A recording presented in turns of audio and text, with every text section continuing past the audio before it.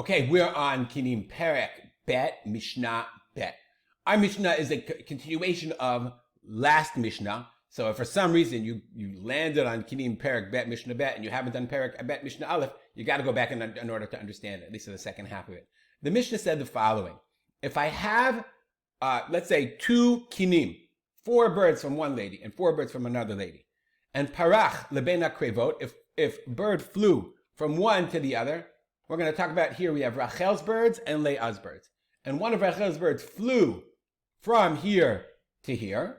Okay. Then the Mishnah said, Pasul uposel echad kenegdo. So one of these birds I have to remove, and one of these birds I have to remove. And I can only offer 2 kinim here and 1 kin there.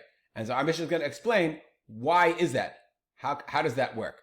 Says the Mishnah, Ketzad, how does that work? Shtei nashim, 2 women. Lezo shtei kinim, lezo shtei kinim. Each one has 2 kinim, two nests, 4 birds, as we said. Parach mizo lezo. If a bird flies from one to the other, posel echad bahalichato. So then it's posel 1 bahalichato, went it went, meaning from mimakom shenifrash, from the place that it went.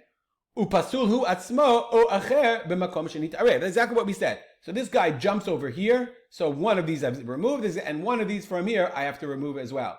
Okay, and I can't offer those as well. So those 2 guys are gone. We're going to leave these here for a second. You'll understand why in a second. That's exactly what we just learned in the Mishnah. The real question is, of course, why? Why is it that I have to get rid of those 2? Why is it that they have to get rid of those 2 birds? Why do I have to get rid of 1 from here and 1 from here? So the answer is the 5. So we have this case of 5 and 3. What I'm going to do is, let's talk about theoretical cases. We'll move this guy out, okay? Why do I have to get rid of one of these 3? We'll move this guy out. Let's say I bring this guy, I have these 3, now it's 3 and 5, but I'm going to offer, these 2 are okay, 1 olah and 1 khatat, that's no problem. But if I offer this bird as an olah, that means what I'm left here is that one of these 5, and I don't know which one, okay?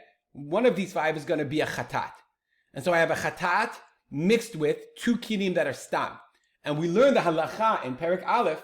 We learned the halacha that if I have a khatat mixed with 2 kinim stam, then all I can do now is offer two of these as khataot, and the other 2 are lost. The other 2 I can't offer as olot, because I don't know which ones are khatat and which one of this is definitely a khatat.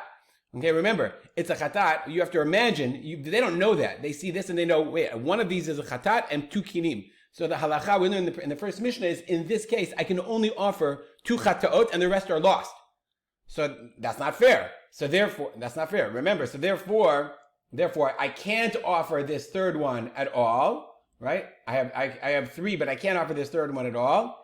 And I can't offer, when I'm going to talk about in a second, why I can't offer this one, why I can't offer this 5th one either. But that's the reason, we'll go and repeat it, that's the reason, because if I make one kind, that if I offer 1 as an olah, or I offer here 1 as a khatat, that immediately transforms its pair. It defines its pair as the other one, and once I define it as the other, then that creates a problem for Leah, and means that she can only offer 2. If this is an olah, she can only offer 2 olot, and the other ones, the other chataot, she has to get rid of. That's not fair to Leah. So therefore, we lose this 3rd bird. Remember, we don't know what it is. This 3rd bird, we're still at 3 and 5.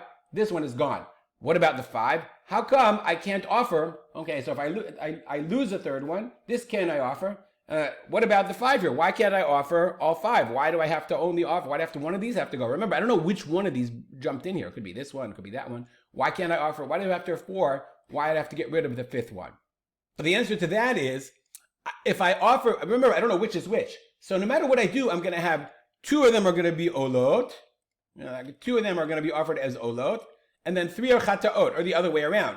The problem is, I don't know which one of these jumped from Rachel. So if I offer 3 of them as chataot, it could be that 3 chataot are from the original of Leah. And you're not allowed to do that because Leah had 4, 2 chatat, and 2 olah. So therefore, I have to get rid of 1. I can only offer 2 and 2. Even though I don't know which is which, I can offer 2 and 2, because no matter what, I know I'm not offering 3 of one kind from Leah. So that's the understanding of why posel echad b'halichato, that it's posel itself and 1 from the old one b'halichato when it goes over. Great. So now let's go back to our original case. We're stuck with 3 over here and 5 over here. They jumped over. Chazar. Now 1 came back. Posel echad b'chazirato. Then it's posel 1 in its return. Let's see what that means. So now the trick in these cases is I'm coloring it. We know the way we described it. 1 jumped over here, so 1 of these 5 has to get rid of them, and 1 of these 3 we have to get rid of. But we know it's not really true. They don't see them that way, right? You have to imagine that's what it means. Posel echad ba'alichato. So now, but in reality, we're going to move these guys out because in reality, so what the Kohanim know, or what the Rabbanim, whoever it is, the Rab, the Posek knows, I've got 3 here, I've got 5 here. We can only offer 2 out of 3, and we don't really get rid of them. We just can't offer them. Now, one of these guys jumps back.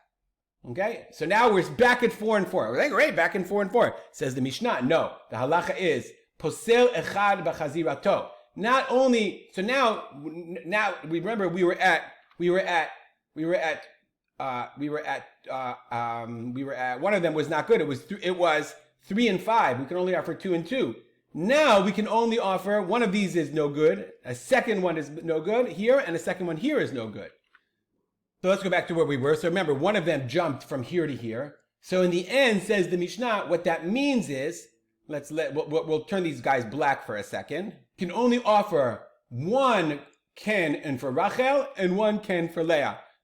Once it jumped back, none of them are good, meaning they're all too mixed up. Now, obviously, again, the question is why? The answer is like this, because we're afraid that when this guy jumped back, it wasn't the original one. This was from one of Leah's that jumped to Rachel. And so the same rule that we applied in the Reisha applies in the Seifa. So therefore, if I allowed, remember, you're imagining, we know that these are no good. You can only offer 2. It doesn't matter which 2. So let's switch it back. Let's switch it back and we'll put the greens back. I know I'm doing a lot of switching, but it's quite complicated. These Mishnah are quite complicated. If Rachel now offers one chat, she can offer 1K, no problem. But if she offers one of these as a chatat, that would designate Leah's that one of them would have to be an olah.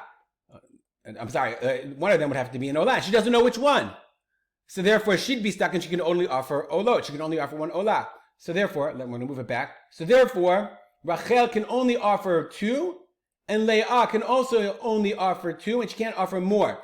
Because if either one of them, what's going to happen is like this. What's going to happen is Rachel and Leah are each going to offer 1 chatat and 1 olah. That's what they're going to do.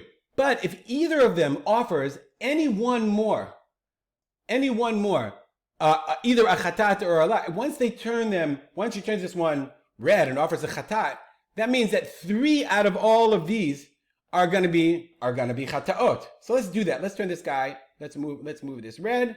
Okay. And we're going to bring it here. Rachel offers now 1 more. Once she offers another bird as a chatat, that means you have how many of all of them? 1, 2, 3, but they're all mixed together. So what happens? Maybe all 3 of these birds really started with Rachel.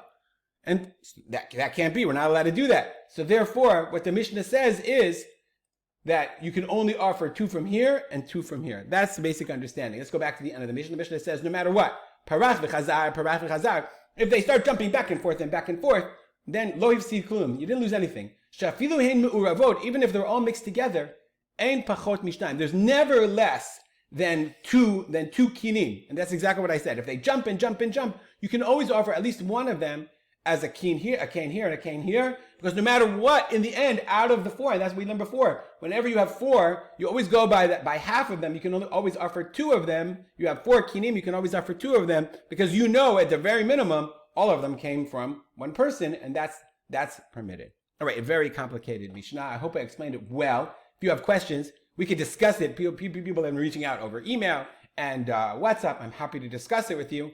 To clarify it, if you have suggestions to clarify it, I'm all ears, all birds. We'll stop here, dedicate our learning. To the memory of my father, Harav Simcha ben Yitzchak Kalman. Make it a great day.